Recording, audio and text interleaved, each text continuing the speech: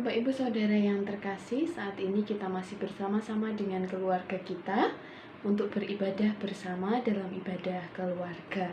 Sebelum kita bersama-sama mendengarkan firman Tuhan, kita akan berdoa terlebih dahulu. Saya hantarkan. Tuhan Allah Bapa yang sungguh baik, pada saat ini Tuhan, kami sungguh merasakan sukacita ketika kami boleh berkumpul bersama dengan keluarga kami. Kami mengucap syukur Tuhan untuk berkat yang begitu melimpah di dalam kehidupan kami. Kami mengucap syukur untuk berkat kesehatan yang dari Tuhan. Pada saat ini Tuhan, kami juga mengingat saudara-saudara kami di tempat yang lain, mungkin di kota yang lain, atau juga jemaat GKJ Tlogosari. Kami saat ini belum bisa berjumpa satu dengan yang lain, tetapi kami percaya Tuhan menjagai setiap kami, juga keluarga, saudara-saudara kami, dan setiap orang di sekeliling kami. Saat ini Tuhan, kami berdoa terkhusus untuk jemaat Tuhan yang saat ini merasakan sakit. Kiranya Tuhan memberkati, Tuhan berikan kesembuhan dan pemulihan. Kami juga berdoa Tuhan untuk saudara-saudara kami yang saat ini terdampak oleh pandemi COVID. Kiranya Tuhan senantiasa melimpahkan berkat. Juga untuk saudara-saudara kami yang mungkin sedang sulit mencari pekerjaan atau sedang terkena PHK. Kami percaya Tuhan yang senantiasa memberikan berkat dan melimpahkan setiap kasih karunia Tuhan sepanjang hari. Saat ini Tuhan, kami juga mengingat keluarga Bapak Pendeta kami, Bapak Anung Tri Rumantyo. Kiranya Tuhan sertai, Tuhan berkati, biarlah keluarga dari Pak Anung dapat kembali berpelayanan seperti sedia kala. Kami juga berdoa Tuhan untuk majelis GKJ Tlogosari yang saat ini sedang berupaya memberikan pelayanan yang terbaik bersama-sama dengan tim multimedia. Kiranya Tuhan juga memberkati pelayanan mereka. Kami juga mengingat Tuhan, bangsa dan negara kami yang sedang dalam kondisi yang tidak mudah, harus mengambil keputusan-keputusan yang tidak mudah. Kiranya Tuhan senantiasa memberkati, Tuhan berikan kebijaksanaan para pejabat negeri kami, dari tataran yang terendah sampai yang tertinggi. Kiranya Tuhan berikan hikmat, biarlah dapat mengambil keputusan yang terbaik dalam kondisi yang mungkin kurang baik. Tuhan, pada saat ini bersama-sama kami akan mendengarkan firman Tuhan bersama dengan keluarga kami di rumah. Kiranya Tuhan memberkati hati dan pikiran kami, biarlah setiap kami dapat mendengarkan, dapat menerima firman-Mu dengan rendah hati. Terima kasih Tuhan Yesus, bersabdalah, kami siap untuk mendengarkan. Amin. Bapak Ibu Saudara yang terkasih, bacaan kita pada saat ini diambil dari Injil Matius. Bersama kita siapkan Alkitab kita. Kita buka Injil Matius 13. Matius 13 ayat 24 sampai ayat 30. Dilanjutkan ayat 36 sampai ayat yang ke-43. Matius 13 ayat 24 sampai 30, dilanjutkan ayat 36 sampai 43. Demikian sabda Tuhan. Perumpamaan tentang lalang di antara gandum. Yesus membentangkan suatu perumpamaan lain lagi kepada mereka. Katanya, hal kerajaan surga itu seumpama orang yang menabur benih yang baik di ladangnya. Tetapi pada waktu semua orang tidur, datanglah musuhnya menaburkan benih lalang di antara gandum itu, lalu pergi. Ketika gandum itu tumbuh dan mulai berbulir, nampaklah jugalah lalang itu. Maka datanglah hamba-hamba tuan ladang itu kepadanya dan berkata, "Tuan, bukankah benih baik yang Tuan taburkan di ladang Tuan? Dari manakah lalang itu?" Jawab tuan itu, "Seorang musuh yang melakukannya." Lalu berkatalah hamba-hambanya itu kepadanya, "Jadi, maukah Tuhan supaya kami pergi mencabut lalang itu?" Tetapi ia berkata, "Jangan, sebab mungkin gandum itu ikut tercabut pada waktu kamu mencabut lalang itu. Biarkanlah keduanya tumbuh bersama sampai waktu menuai. Pada waktu itu, aku akan berkata kepada para penuai, kumpulkanlah dahulu lalang itu dan ikatlah berberkas-berkas untuk dibakar. Kemudian, kumpulkanlah gandum itu ke dalam lumbungku."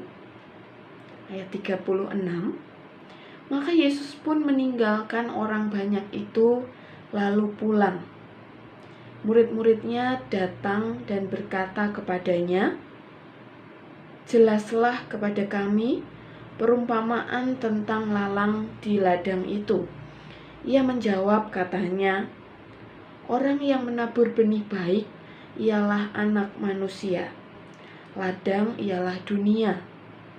Benih yang baik itu anak-anak kerajaan, dan lalang anak-anak si jahat. Musuh yang menabur benih lalang ialah iblis. Waktu menuai ialah akhir zaman, dan para penuai itu malaikat. Maka seperti lalang itu dikumpulkan dan dibakar dalam api, demikian juga pada akhir zaman. Anak Manusia akan menyuruh malaikat-malaikatnya, dan mereka akan mengumpulkan segala sesuatu yang menyesatkan dan semua orang yang melakukan kejahatan dari dalam kerajaannya. Semuanya akan dicampakkan ke dalam dapur api. Di sanalah akan terdapat ratapan dan kertak gigi. Pada waktu itulah orang-orang benar akan bercahaya seperti matahari dalam kerajaan Bapa mereka. Siapa bertelinga, hendaklah ia mendengar. Bapak Ibu Saudara yang terkasih, tentu kita masih mengingat firman Tuhan yang minggu kemarin disampaikan oleh Pak Edi. Bersama-sama pada minggu yang lalu kita belajar tentang perumpamaan seorang penabur dengan 4 benih yang jatuh di tanah yang berbeda-beda. Nah, pada minggu kali ini kita bersama-sama juga akan belajar tentang perumpamaan. Tetapi pada minggu ini kita belajar tentang perumpamaan lalang di antara gandum. Nah, Bapak Ibu, di sana di dalam perumpamaan itu diceritakan oleh Tuhan Yesus bahwa ada seorang penabur dan ia menanam gandum. Ia telah menabur benih-benih gandum di ladangnya, tetapi pada suatu hari datanglah seorang musuh yang menaburkan benih lalang di dalam ladang sang penabur. Ketika gandum dan lalang itu tumbuh semakin besar, baru kelihatan kalau ternyata di antara gandum itu ada banyak lalang. Dan ketika hamba-hambanya, para pekerja-pekerja ini bertanya, "Loh Tuhan, bukankah benih yang kau tanam itu adalah benih yang baik? Kenapa kok ada lalang di dalamnya?" Kemudian Tuhan itu menjawab bahwa pada suatu ketika ada musuh yang datang dan menaburkan benih lalang di dalam ladang kita, sehingga itu menyebabkan ladang kita tidak hanya ada gandum, tetapi juga ada lalang. Yang menarik adalah ketika para pekerja-pekerja ini, para hamba-hamba ini menawarkan kepada tuannya, bagaimana jika kami mencabut lalang itu saja? Tetapi tuannya mengatakan jangan. Karena nanti ketika dicabut, jangan-jangan gandumnya juga ikut tercabut. Jadi sudah, biarkan mereka bertumbuh dulu menjadi dewasa, kemudian nampaklah bulir-bulirnya, baru nanti akan dipilah mana yang gandum, mana yang lalang. Yang lalang akan diikat dan kemudian dibakar, sedangkan yang gandum akan dikumpulkan di dalam lumbung gandum. Nah, Bapak Ibu Saudara yang terkasih, perumpamaan ini mungkin sudah banyak kita dengar tentang lalang dan gandum. Bagaimana anak-anak kerajaan Allah dengan anak-anak si jahat ini berkumpul dalam satu ladang karena ditanam oleh sang penabur dan si musuh dalam waktu yang bersamaan dan tumbuh bersama-sama. Bapak Ibu Saudara yang terkasih, ketika tadi kita perhatikan, kita akan melihat hal yang menarik di dalamnya, yaitu sang tuan tidak mengizinkan para pekerjanya untuk mencabut lalang itu, karena ada ketakutan jika nanti dicabut lalangnya, maka gandumnya akan ikut tercabut. Nah, Bapak Ibu Saudara yang terkasih, mungkin kita pernah pergi ke rumah sakit, atau mungkin beberapa dari Bapak Ibu Saudara juga bekerja di rumah sakit, dan pasti sudah sering lewat ruangan bayi, di mana bayi-bayi yang baru dilahirkan dikumpulkan di satu tempat bersama-sama. Nah, Bapak Ibu, ketika kita melihat pemandangan itu, kita bisa melihat bayi-bayi yang begitu lucu, bayi-bayi yang sangat menggemaskan. Ada bayi-bayi yang tertidur dengan manisnya, ada dari mereka yang menggeliat ya, ngolet gitu ya. Nampak begitu lucu sekali. Tetapi Bapak Ibu, 20 tahun kemudian kita tidak pernah tahu dari antara banyaknya bayi yang lucu dan menggemaskan itu akan menjadi apa.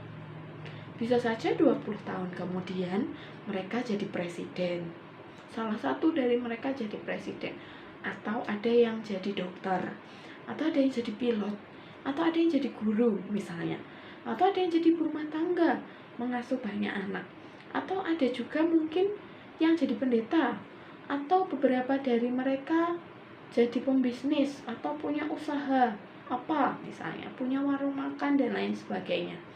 Nah, Bapak Ibu, tetapi kita juga tidak pernah tahu di antara bayi-bayi yang kita lihat itu 20 tahun kemudian, apakah beberapa dari mereka kemudian akan menjadi pencuri, perampok, pelaku tindak kriminal, misalnya seperti pemerkosaan atau pembunuhan. Kita tidak pernah tahu mana di antara bayi-bayi itu yang kemudian akan tumbuh menjadi orang yang baik atau orang yang kurang baik. Kita tidak pernah tahu. Nah, Bapak Ibu Saudara yang terkasih, kenapa kita tidak tahu? Karena memang bayi-bayi itu tampak sama pada mulanya. Mereka adalah bayi-bayi yang lucu. Sama seperti tadi ketika tuan penabur ini melihat ada gandum dan lalang dan mengatakan jangan dicabut terlebih dahulu, karena nanti takutnya ketika dicabut gandumnya ikut tercabut. Ternyata Bapak Ibu, kalau kita mencari, kita belajar, mungkin kita cari di Google atau di Wikipedia atau banyak sekali website yang lain yang menjelaskan tentang lalang dan gandum ini. Memang pada awalnya ketika masih benih, masih bibit, masih gandum kecil dan lalang kecil, itu sama Bapak Ibu. Bahkan untuk bisa membedakan itu susah sekali. Jadi hampir sama. Tetapi ketika nanti tumbuh menjadi gandum yang siap panen dan juga lalang, baru kelihatanlah kalau yang gandum itu warnanya segar coklat, tetapi yang lalang itu warnanya lebih hitam, dan jelas itu bukan gandum. Nah, Bapak Ibu Saudara yang terkasih, seperti itulah perbedaan antara lalang dan gandum. Sama seperti bayi-bayi manusia yang pada awalnya nampak sama, tetapi kita tidak pernah tahu nanti dewasanya mereka akan menjadi seperti apa. Nah, Bapak Ibu Saudara yang terkasih, saat ini saya punya satu cerita. Ada seorang ibu yang senang sekali berkebun. Ia mempunyai seorang anak. Nah, ketika sang ibu sedang berkebun, anaknya ini membantu di sampingnya. Sang ibu memilah dari tanaman-tanaman kesayangannya, kemudian membuang tumbuhan-tumbuhan liar yang tidak perlu, membuang ilalang yang tidak perlu. Kemudian menyatukan sampah-sampah itu, juga daun-daun kering, kemudian disatukan dan dibakar bersama-sama. Nah, ketika ibu itu sedang membakar sampah, kemudian tiba-tiba sang anak yang sudah beranjak dewasa itu bertanya kepada ibunya, "Ibu, kenapa ya Tuhan tidak seperti ibu?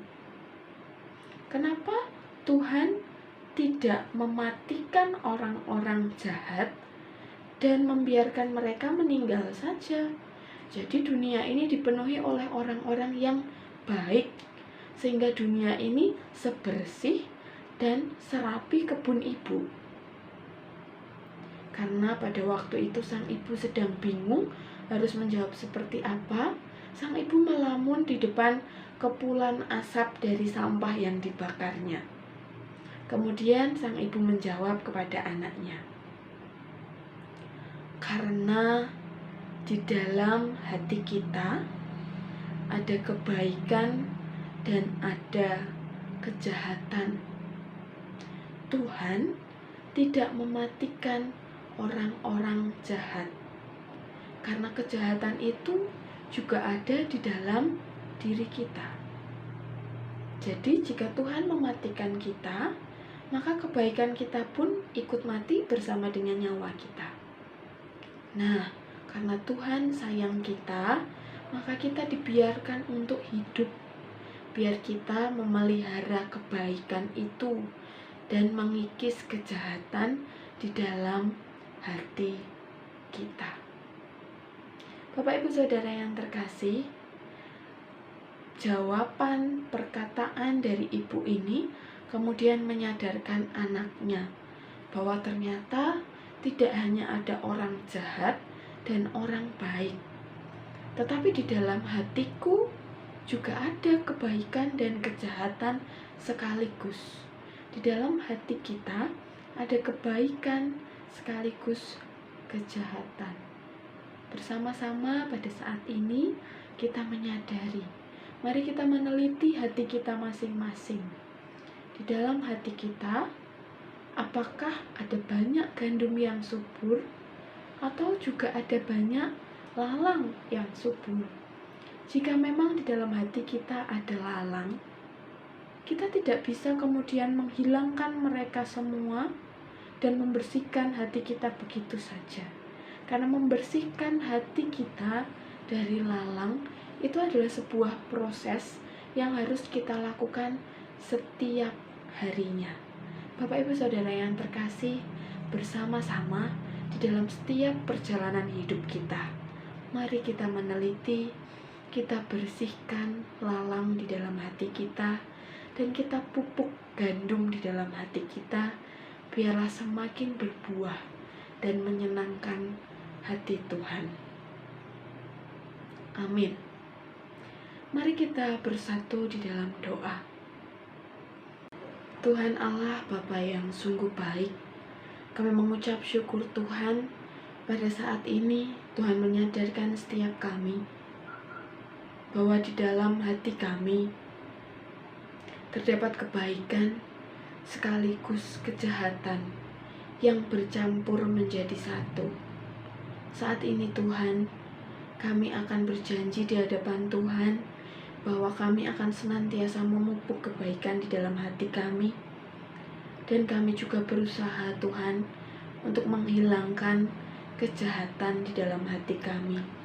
Kiranya Tuhan memberkati setiap kami, biarlah setiap kami dimampukan untuk memilah yang baik dan yang jahat di dalam hati kami masing-masing, dan biarlah setiap kami dapat menyenangkan hati Tuhan. Saat ini Tuhan, kami juga berdoa untuk kami dan keluarga kami masing-masing. Kiranya Tuhan menjagai setiap kami. Dalam nama Tuhan Yesus Kristus, kami telah berdoa. Amin. Bapak Ibu Saudara yang terkasih, bersama-sama dengan umat Tuhan di segala tempat dan segala abad, marilah kita mengakui pengakuan iman kita dengan pengakuan iman rasuli. Aku percaya kepada Allah Bapa yang Maha Kuasa, Khalik langit dan bumi, dan kepada Yesus Kristus anaknya yang tunggal Tuhan kita, yang dikandung daripada Roh Kudus, lahir dari anak darah Maria, yang menderita di bawah pemerintahan Pontius Pilatus, disalibkan, mati dan dikuburkan, turun ke dalam kerajaan maut. Pada hari yang ketiga bangkit pula dari antara orang mati, naik ke surga, duduk di sebelah kanan Allah Bapa yang Maha Kuasa, dan akan datang dari sana untuk menghakimi orang yang hidup dan mati. Aku percaya kepada Roh Kudus, gereja yang kudus dan am, persekutuan orang kudus, pengampunan dosa, kebangkitan daging, dan hidup yang kekal. Terima kasih Bapak Ibu Saudara, Tuhan memberkati.